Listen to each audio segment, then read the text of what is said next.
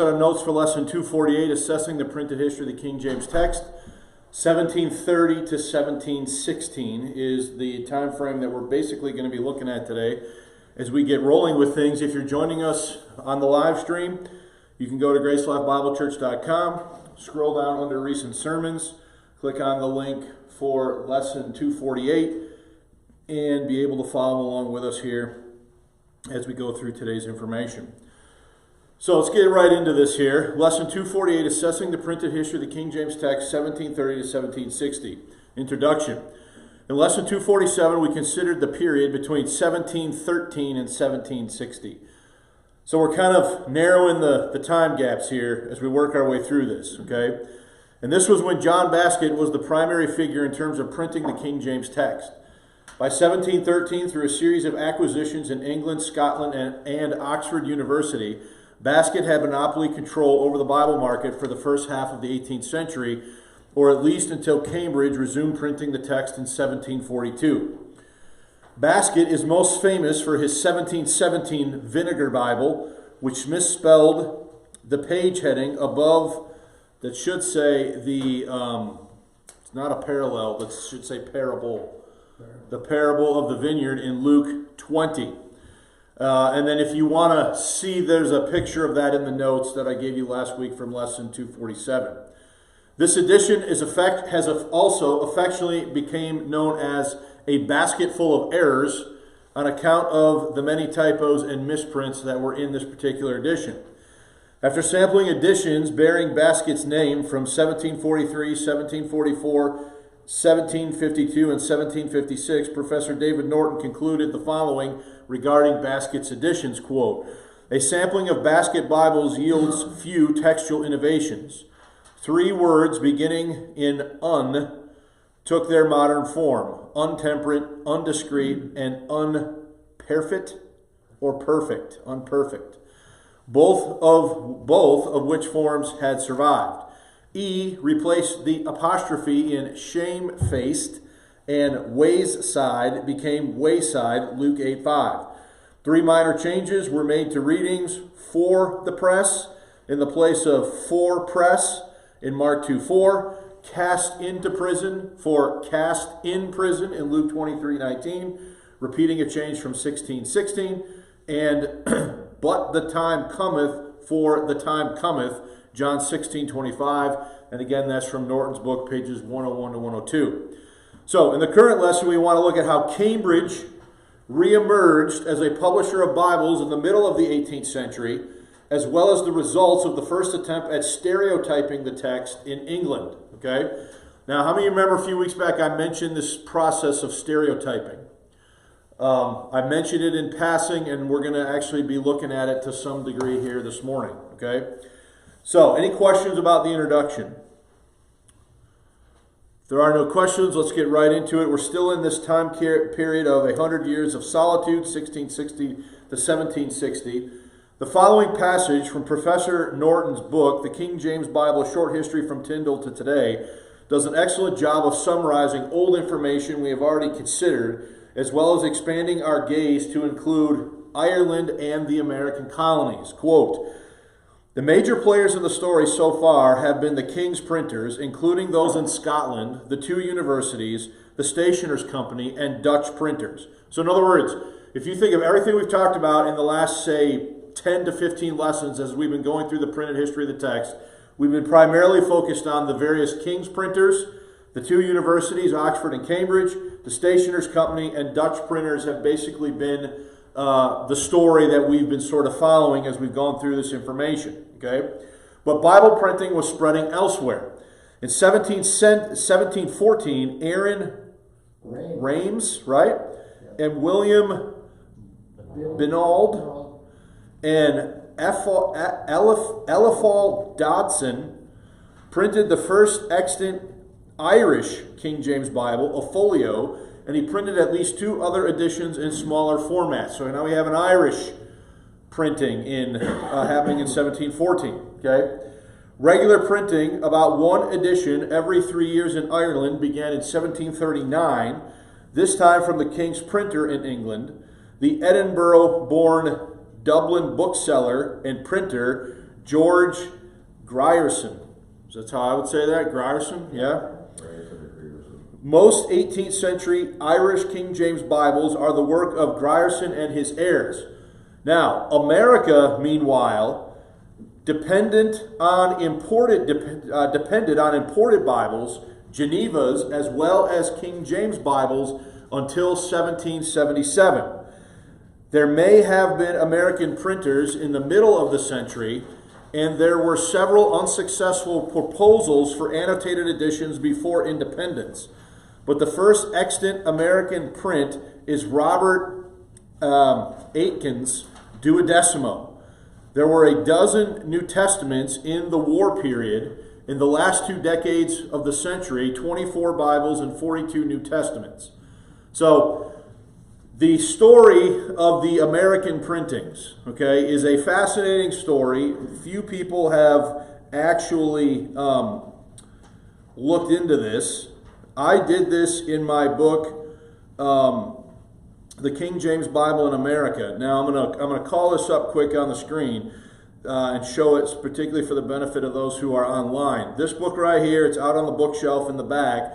The King James Bible in America, an orthographic, historical, and textual investigation, tells the story of the American printings. Okay? Now, it's not exhaustive. There's much more that could be said, but it is one of the only treatments from a pro-King James author that I know of that deals with any of this in any level of depth. So the colonies are obviously under the jurisdiction of the British Crown. So because they're under the jurisdiction of the British Crown, they do not view themselves as having authority to publish the text without violating the Crown's patent on the text.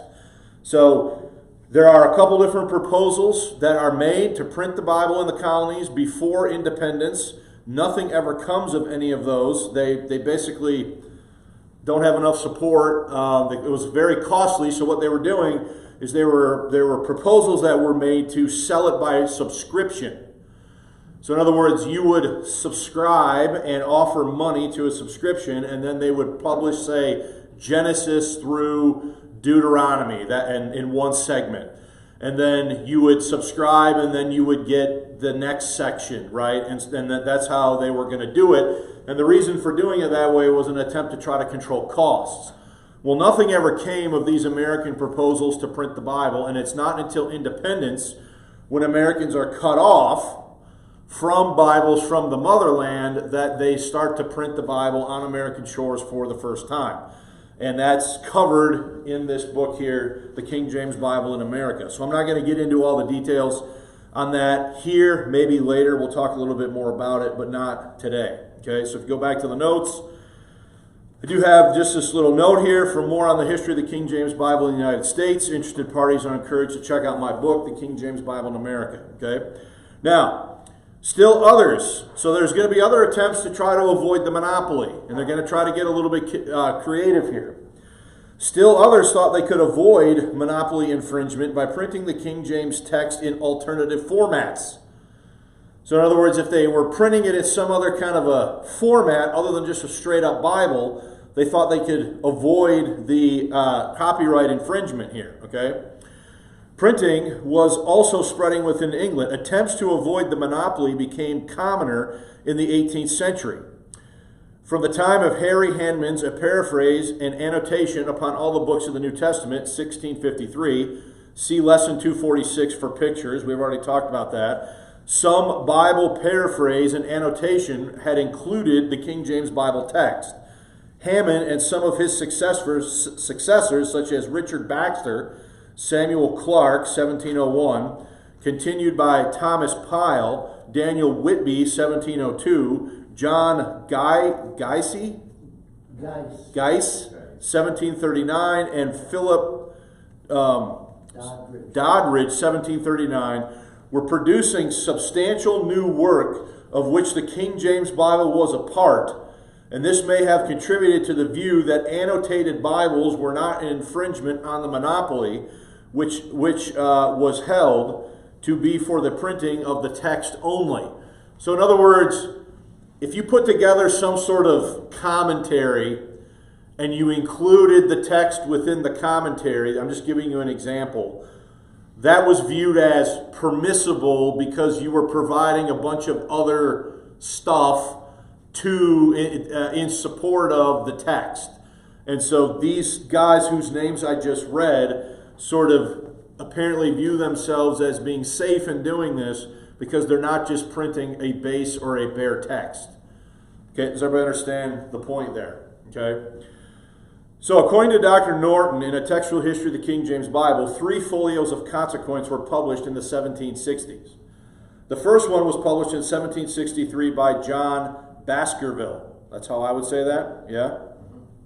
Quote, 3 outstanding folio Bibles were produced in the 1760s. The most famous was John Baskerville's 1763 H. 1146 for Herbert's Catalog, one of the finest books ever to have been printed in Britain.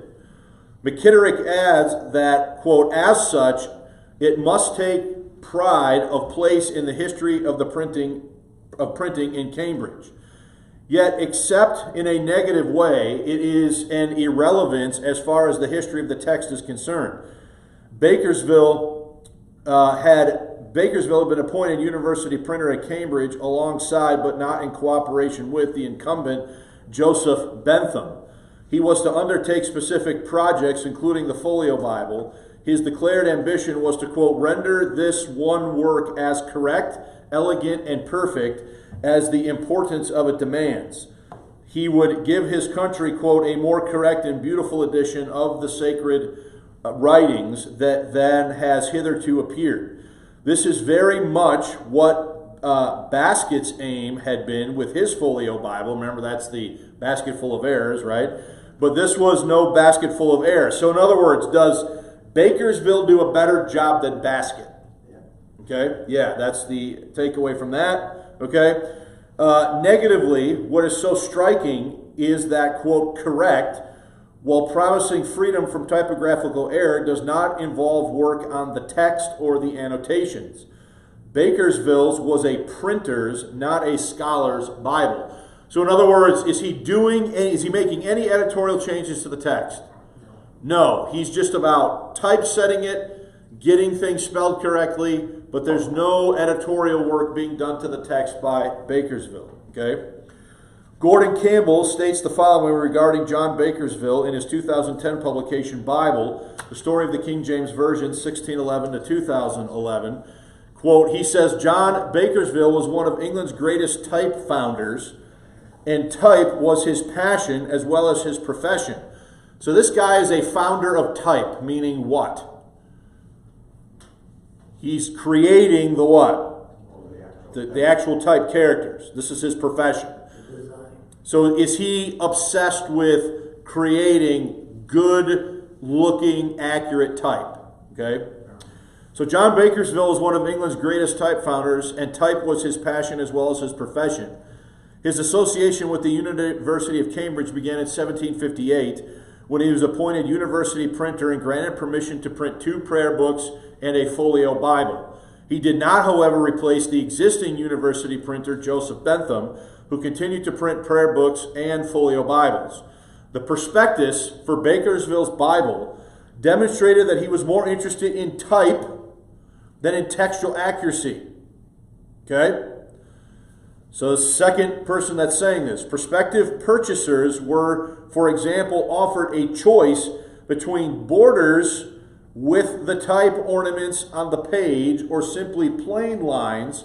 Clearly, the preoccupation with decoration offended some potential buyers, and in a revised version of the prospectus, Bakersville acknowledged that, quote, as many gentlemen have objected to every kind of ornament round the page, the work will be printed quite plain. So in other words, was he envisioning a very ornate, decorated text? Apparently he gets pushback on this, and so he decides that he's not going to do that, and he's just going to go forward with a plain text. Okay? Now watch, but he says with the marginal notes where? At the bottom. So that would be a change, right? Because up to this point, all the marginal notes have been printed on the side what? The side columns. Okay, so this would be more of a footnote way of doing it, or an endnote way of doing it, where you're putting the note, the textual notes, or the whatever underneath the biblical text. Okay, The Bible that evidently ensued, the folio of 1763, is arguably the most elegant edition of the King James Bible ever produced. So does he succeed in producing a very elegantly printed Bible? Okay? Baskerville aspired to produce a Bible that was, quote, more correct and beautiful than any of its predecessors. It was certainly more beautiful, but by correct, he meant only free from typographical error. There was no attempt to rethink the text in relation to the original 1611 Bible, and indeed this folio is common with Baskerville's other books, is characterized by textual inaccuracy. Baskerville was a brilliant designer, but he left production to others. So in other words, he's more of an artistic kind of a guy, but he's not necessarily going to oversee the execution of the work. Okay.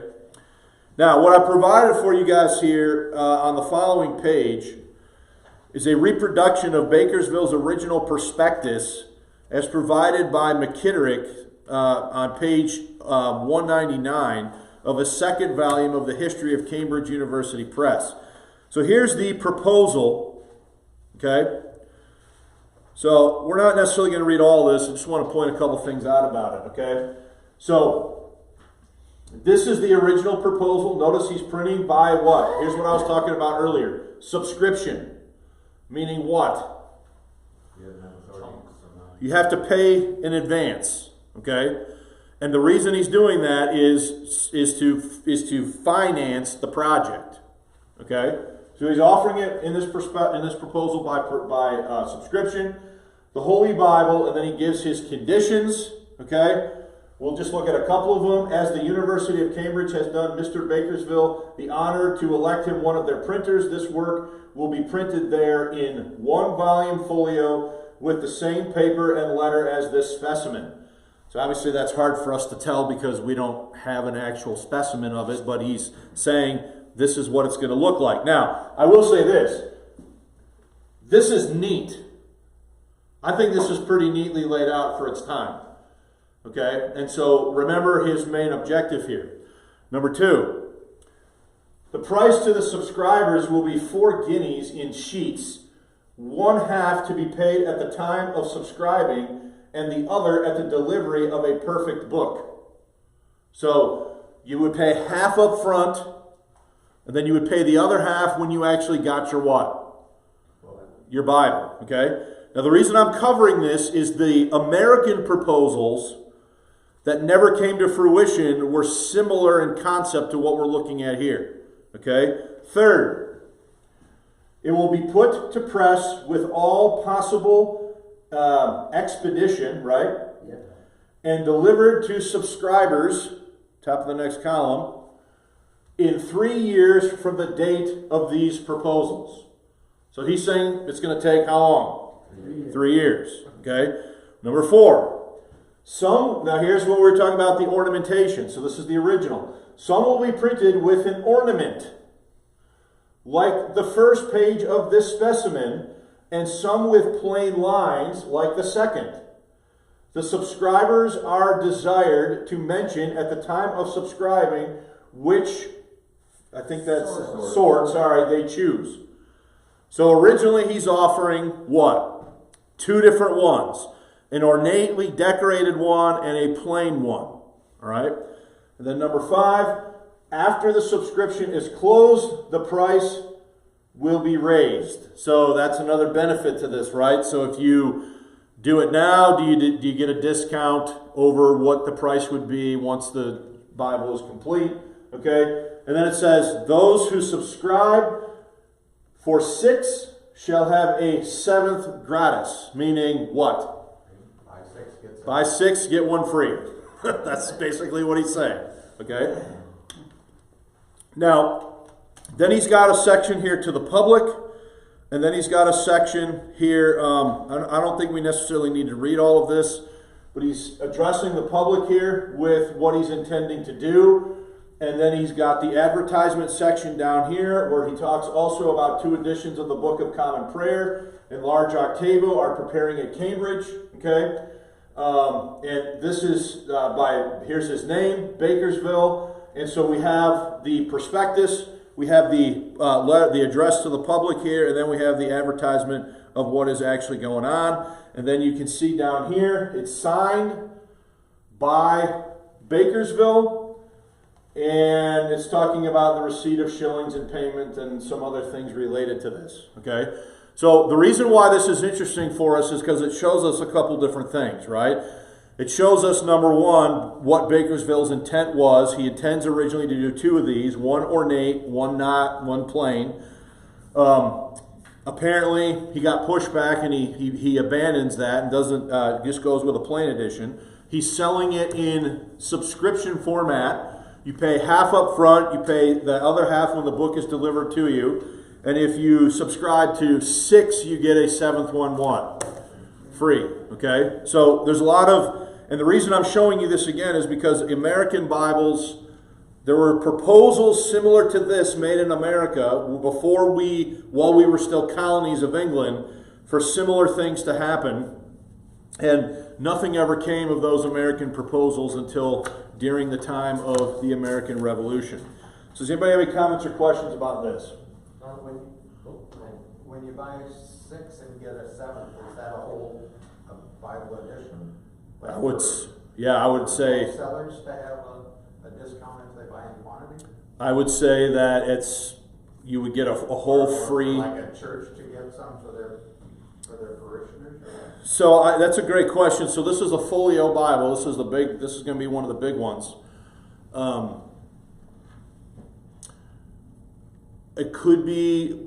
So you're asking me what the target buyer is, right? And why would one family need more than one or 2 at the most? Kind of thing? I think this is probably either for parish churches or for some sort of seller of books to get some sort of a discount so that they could sell these once they're done. That would be my reading of it. Now, the pushback, now what was the, because there was the Anglicans, what was the other ones that wanted the Geneva Bible? What were The Puritans? Puritans. Now, were they the bigger pushers of not fancy? Because they didn't want anything in their church, you know? So yeah, do they figure they don't want nothing fancy in the Bible either? Is that? It's a great question. The answer is I don't know off the top of my head. Anything I would say to you would be speculation. And it could just be people were like, the way this original proposal reads, it reads like you could have it this way, you could have it that way.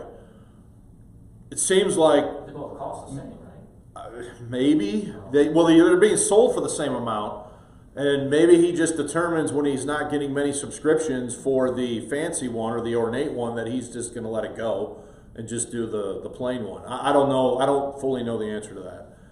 Okay. Any other comments or questions? All right. So let's go top page 5. In the following citation from a textual history of the King James Bible, Professor David Norton summarizes the history of Cambridge University Press regarding Bible printing in the latter 17th and early 18th centuries. Quote, though Baskerville could designate himself printer to the university on the title page, he was in competition with the press's main commercial activity, as Bible printing now was a major change since the beginning of the century. Cambridge's printing had been in a perilous state. The press was refounded in 1698, but did not begin to reestablish itself as a successful printing and to a much lesser extent publishing house until the 1740s. John Hayes, printer to the university until his death in 1706, effectively worked for the Stationers' Company, and he printed no Bibles after 1683. From 1706 on, the press entered into covenants, now we've already seen this, right, of forbearance with the Stationers' Company. Among the items it forbore to print was the New Testament. So remember we saw that they were taking money in for agreeing to not do what? Not print the text. We've seen that in 2 previous lessons. Only once during the time of Hayes' successor, Cornelius Crownfield, retired in 1740, did the university lease, now this is important, lease the right to print the Bible. So if they're leasing the right to print the Bible, they are not printing it themselves. is somebody else paying them for the right to lease their print patent. Okay? So they're collecting money, but they're not actually doing the work of printing themselves. Okay? So back to that statement. Okay? Only once during the time of Hayes' successor, Cornelius Crownfield, retired 1740, did the university lease the right to print the Bible. This says much of a decay in commercial competence, and the episode was has both illustrative value for what it shows of the power of the compositors in a real historical significance. Okay, now, so Cambridge gets out of the Bible market. They always have a patent to print, but do they, for a time period, lease that right out and collect money and let somebody else do it? So the understanding that I have is that the Cambridge University Press, I don't want to say falls into like total disrepair, but it's not in a good state, right? And it's going to need to kind of be rebooted to some degree in the 1700s. Okay, so when Cambridge did lease the right to print in the 1730s, it was to a group proposing to use the relatively new technology of stereotyping to print the Bible on English shores for the first time. So this is interesting, okay? In the 1730s, when they lease this print right, they're going to do it to a group that's claiming that they're going to print the text using a new technology or a new technique called stereotyping. And again, I mentioned this a few weeks ago. So let's just look at a couple things. So this is I'm just pulling up the Wikipedia entry here for stereotyping. I didn't get real fancy on this. I looked at a couple other things and they were all basically saying the same thing. So look at this is their base definition of stereotyping. And we're not talking about, cultural stereotyping. We're talking about a printing technology. So in printing, a stereotype or stereo plate is simply stereo is a solid plate of metal type, okay, cast from a paper mache or plaster mold taken from the surface of a type. Now, you remember a couple weeks ago when I talked about this for the first time, I said it was plaster. And you guys were like, how could they do that? Well, what they would do is they would set the type up and then they would lay a paper mache over the top of it or a plaster over the top of it. Then that would harden. Then they would use the plaster to make a metal plate of the completed what? A mold. Yeah, a mold, basically a mold of the completed page. Okay? Also from the Wikipedia entry, English sources often describe the process as having been invented in 1725 by William Gedd, who apparently stereotyped plates for the Bible at Cambridge University. We'll talk more about that in a minute, before abandoning the business. However, Count Canstein had been publishing stereotype Bibles in Germany since 1712. And an earlier form of stereotyping from Flong, which I'm not sure what that is, was described in Germany in 1702. It is possible that the process was used as early as the 15th century by Johannes Gutenberg or his heirs for the Mainz Catholicon, which is some Catholic thing, okay? The Latin dictionary. Did you look it up? Yeah. Okay, thanks. Latin dictionary. Wide application of the technique with improvements is attributed to Charles Stanhope in the early 1800s. Printing plates for the Bible were stereotyped in the United States in 1814. So let's look at a couple pictures here. So this is what we're talking about. So this is from a decorated American Bible. Here's the stereotype plate. So this plate would get inked and then pressed and result in what? This type of an image being put onto the paper. Okay? Here's a picture of them making this. Now I don't understand all the details here, but you have a plaster mold and then that, or paper mache, and then that is going to be used somehow with metal. The metal is then going to be poured over the top of it, I'm assuming, allowed to harden, and now you have a permanent plate of that page. So you can see that if you use this technique, you only have to lay the type how many times? Once. Once. Because then you can pour the paper mache and then create a plate of the entire page that will then last, I'm assuming, a fairly long time since it's made out of metal, and you can do a bunch of different printings now off of a plate, as opposed to now having to lay out every page, set the type for every page, etc. So in the long run, is this a much faster, cheaper, more economical way of printing the Bible? Okay. If you have any questions while we're looking at, But if there's a boo-boo, if there's a boo-boo, then you have to run with it until you decide you're going to fix the plate. make a new one. Would that also eliminate a lot of volume in the storage? Would the paper mache also more than a couple of those that lasted a couple of years? If the plate wore out, they could do another casting of it, or do they have to? You mean how long would these paper mache things last? Would that only give one mold, or could they do a couple, or don't? That, I don't know the answer to that. What I do know, I was so thinking it would be very easy to store that yes, if that was the case. much easier to store these Than a casting. these metal plates in order in trays than to have all this in standing type. Okay. I wonder how you could pour molten, it's usually lead, is it, or? Again, you guys are asking me technical. I don't know. It must be something with, But- with a low melting Lead point. and tin. It would probably, being that I work in a foundry, I think they would probably only use that once. Yeah, that's what I'm Because thinking. putting molten metal into Yeah. paper mache? Because it's we plaster, spray over paper. styrofoam, and it's like black one. I could be crazy here, but once you have it in a plate, could you not just before that plate was no longer? You could make another. You could take it. You could pour more paper mache over that, make a new mold, and then make another plate. Rather than the plates.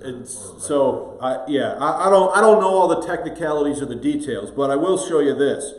So this is a American Bible Society printing of the Holy Bible, Old and New Testaments. Now look at right here. Okay? Stereotype edition. And then the publication date on this is 1819. So this is about 100 years after what Cambridge is experimenting with here in the time period that we're talking about. This is the oldest physical Bible that I personally own. This is from 1829, so this is almost 200 years old. And if you look at the title page here, notice that it says that it is published with plates. You see where my finger is? Okay, it's published with plates. So this was published in America in Leadenburg, Massachusetts in 1829 using a stereotype plate process. Okay? So once this technology gets perfected, it's going to revolutionize the printing of Bibles and how fast and how many of them can be printed. Okay? And it's in its infancy back in the first half of the 1700s in the time period that we're talking about right now. So there's evidence of German as well as possibly Dutch printers using this technique before it's going to be experimented with by these English printers at Cambridge. So when Cambridge gets back into the Bible market and they lease out their print patent in the 1730s, they're going to do it to this group of Englishmen who are claiming that they're going to produce a stereotyped English Bible using this technology or this technique. Okay? So, page 7. David McKitterick discusses the backdrop of these developments in his A History of Cambridge University Press, Volume 2. In discussing the English Bible market emanating from the Netherlands in the 1730s, McKitterick states, quote, "In view of the fact that Bibles and other books were printed from plates in Holland, it is remarkable that similar techniques do not appear to have been applied in England until the 1730s. So, McKitterick and the website, the Wikipedia entry, are saying that were these techniques being used elsewhere in Europe before they begin to be used in England for the first time. Okay? He goes on to state the following. So there's a long quote here by McKitterick regarding this whole thing, because this thing ends up to be an unmitigated disaster. Okay? It doesn't work out well and it becomes a major problem. So let's look at the details on this. This was the background against which, in 1731, the university leased out its right to print Bibles and prayer books to a consortium who appeared to offer an answer to a difficult problem, a fresh approach to printing the most reliable of all books. So they're gonna come with a proposal to use stereotyping to do this. Okay, William Gedd, who we just read about a moment ago, who was the first printer in Great Britain to print from stereotypes, and who has been credited in much of the secondary literature with the invention of the process, was an Edinburgh goldsmith born in Dunfermline in 1690. His interest seems to have moved to the printing trade, in the mid-1720s, and after a brief partnership in Edinburgh, formed to develop his scheme for printing from cast metal plates. In 1729, he agreed with a London stationer, William Fenner, right, to enter into another partnership for 21 years. In 1730, these partners brought in first the London type founder Thomas James, and then James's brother John, a successful London architect who had a few years earlier been responsible for alterations in the chapel of Gonville and Keys College. John's connections with Cambridge seem to have been critical in Fenner's obtaining the university's license. The partnership also seemed to have been thus extended to meet the need for money and materials wherewith to develop the intervention. Thomas James was to provide the type, while John, who subsequently showed himself to be particularly aware of the financial implications, was perhaps the principal investor. By early in 1730, the partnership was strong enough to challenge the London trade. It was not clear why John Basket did not enter into an agreement with the partners at this stage. As King's printer, he had an obvious interest in a method that would reduce his printing costs for Bibles. Instead, perhaps in hope of better profits, Gedd, Fenner, and their partners negotiated an agreement with Cambridge, who thought it had the right to print Bibles, had not exercised it since the previous century. The approach had been made by April 1730 when Conyers Middleton, reported events to Lord Harley, and this is a quote, okay? There is now a proposal made to, and this is an old way of saying the, okay, to the university of purchasing a lease of the use to print Bibles and common prayer books from our press, a power we have reserved out of, last lease granted to the Stationers' Company.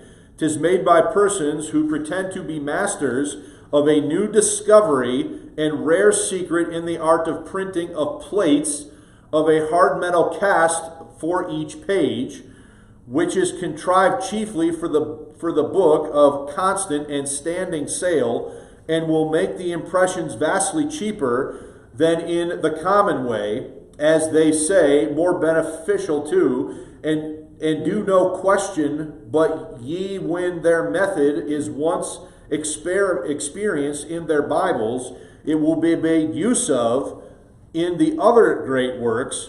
One of ye proposers, is Mr. James the architect, and most people here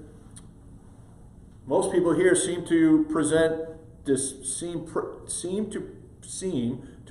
disposed to embrace the offer. So in other words, are they on board? Okay. Middleton, who has the most recent authority on the work of Caxton, had a special interest in print, spoke with the,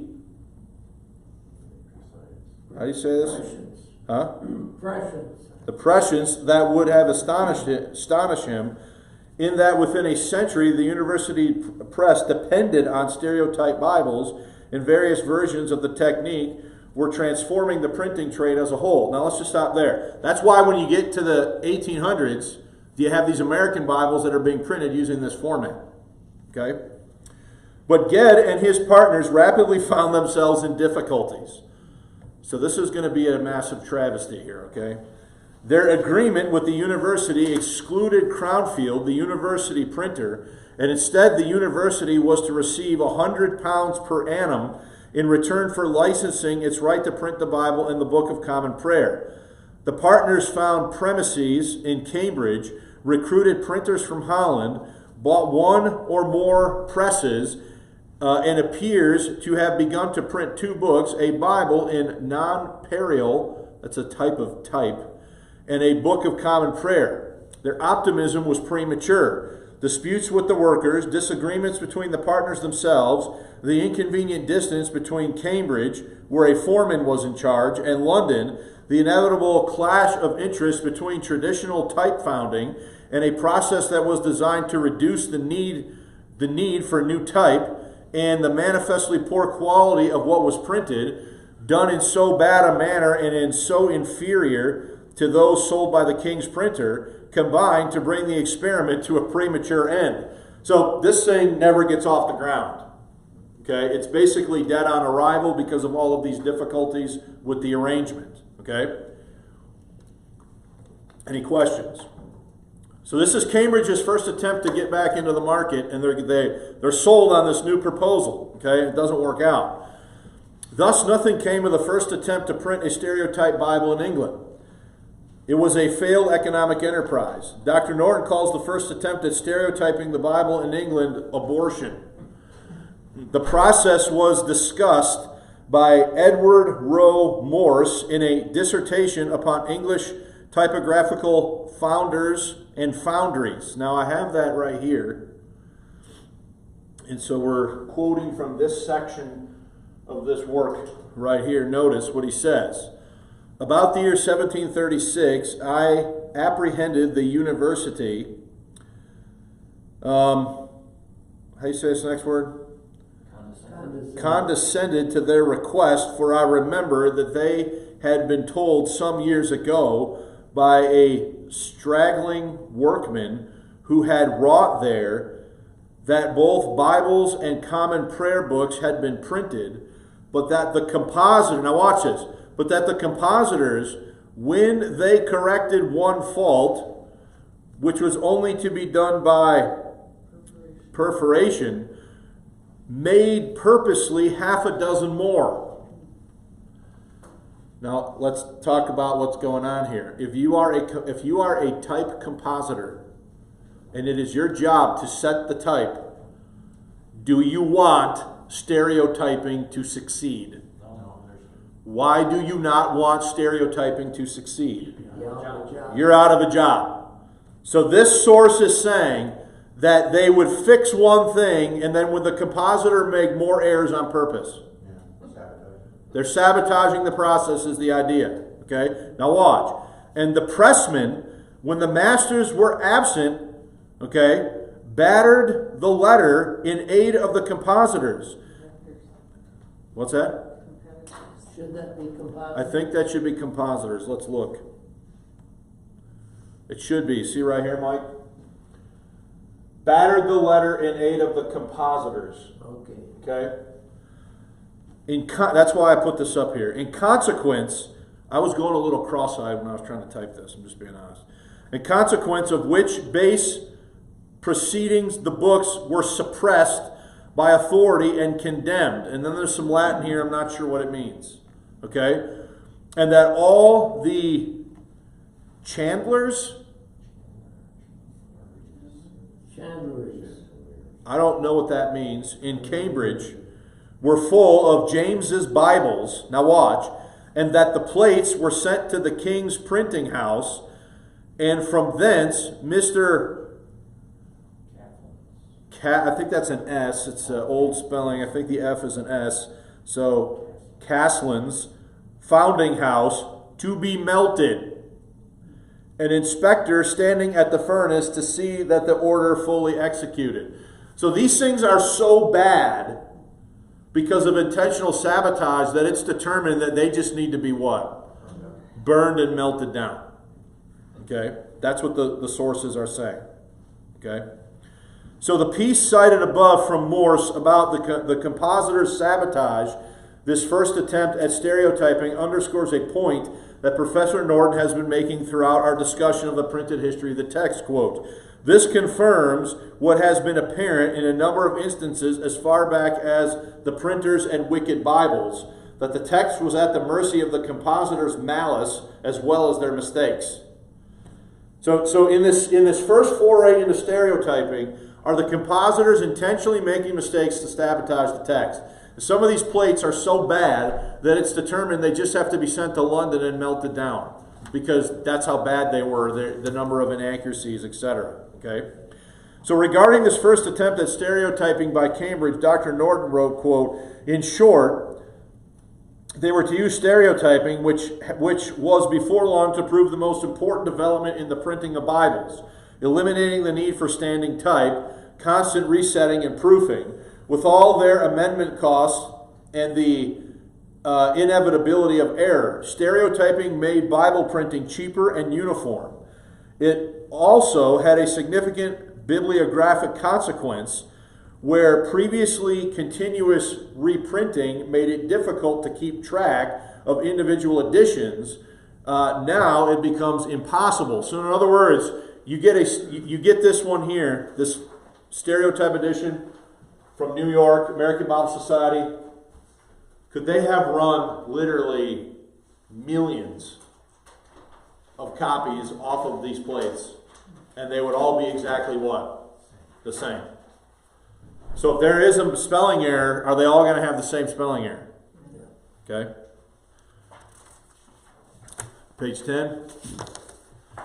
Dr. Norton concludes his discussion of this stage in the re-emerging of Cambridge University Press with the following remarks. With the retirement of Crownfield in 1740, reform of the press began. Bible and prayer book printing was the central element. Besides commercial motivation and desire to bring to the university by doing the work well, the press wanted to, quote, "serve the public with a more beautiful and correct edition than can easily be found." While correct probably means free from typographical errors, as in Bakersville's later advertisement. We already saw that earlier in the lesson. From the beginning, there was care to the text. So what we're going to start to see when we look at the next one is a Cambridge editor named F.S. Paris is going to start to make some editorial changes for the first time in nearly a century. Okay? And I don't want to say too much about that because we'll be getting ahead of ourselves slightly. Okay? So in the next lesson, we'll consider how these sentiments took shape around the editorial work of F.S. Paris at Cambridge beginning in the year 1743. Okay? So that does bring us sort of officially to the end of the notes. Does anybody have any comments or questions about anything we covered in this lesson? I know we're not there yet, but why is the Gutenberg so noticeable in the American society, saying that the Gutenberg Bible is... I'm not following your question. Well, everybody wanted to get the Gutenberg because it was worth so much money. Well, Gutenberg is the first Bible printed on a press in the 1450s. 1450s. And it was in Latin. Okay. So, because someone just brought, I caught it on Pawn Stars. Because they're probably so old and rare. They had pages of it. Yeah, they're collecting it for, the same reason people collect other old books or old stamps or whatever. No one today is buying a Gutenberg Bible to sit and read it and study it. They're doing it for... These pages Excuse me. are like this big. Oh, yeah, they're huge. And the price that he wanted for them was $65,000 a page. It's too rich for my blood, but Is that a reprinted page? no. This was original stuff. Type? Yeah. It was but it was in actually a book. It was a skinny book. So it was like, I don't know if it was actual part of a Bible or what it was, but done by the Gutenberg Press or whatever. Yeah, so the only market for that stuff these days is from collectors, museums, people like I was always that. wondering why it was so Cause it's so rare. Oh, It's the first Bible printed on a press. Even though it's in Latin, it's a rare thing. It'd be like, I don't know what the going rate is. Somebody on the internet could probably tell me easy enough, but if you wanted to buy an original 1611 folio edition, you're going to pay hundreds of thousands probably for it. Depends on the demand and supply. Huh? And there's people online that are selling pages. They'll sell you a page for $100. Then they'll sell you, like, if you want John 3:16, then you're going to pay $600 for that page.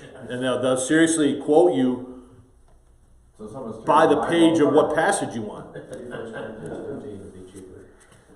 Yeah, I mean, I don't know what all the different prices are, but they're And if you buy 6, you get the 7. if you buy 6, you get the Apocrypha free. That work? Anyway, does anybody else have any comments or questions? Why didn't we hear anything about the Gutenberg? We did before you guys started coming. Oh, I covered the Gutenberg Bible like before you guys started coming to class. okay. But we already covered it when we looked at the 1450s. Yep. All right. Anybody else with a question? Mike, you looking something up? I was looking to see if there were any Gutenberg Bibles for sale. There's one here for $894, but it's probably a reproduction. That's too cheap for Yeah, a first printing. I'll think it. Yeah. I bought just last month, I think it was, Brock came to the men's breakfast with a Wycliffe Bible that he had printed. Bought it. I'd never seen one. I'd never seen one like this before.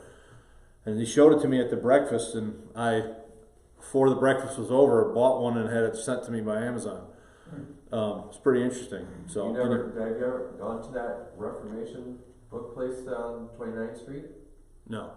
You want to go there because they have stuff. They have antique type stuff there.